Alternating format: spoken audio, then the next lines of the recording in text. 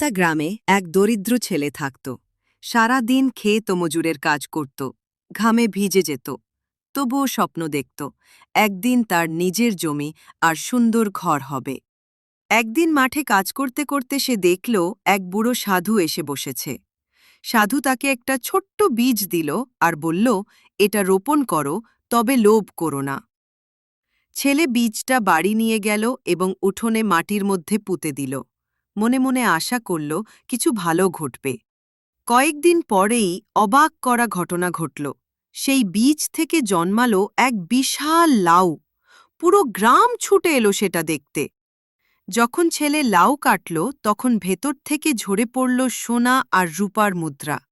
তার আনন্দে চোখ চকচক করে উঠল। ধীরে ধীরে তার বাড়ি ভরে উঠল সোনায় রূপায়। কিন্তু তার মনে শান্তি এলো না। সে আরও চাইতে লাগল, আরও চাই।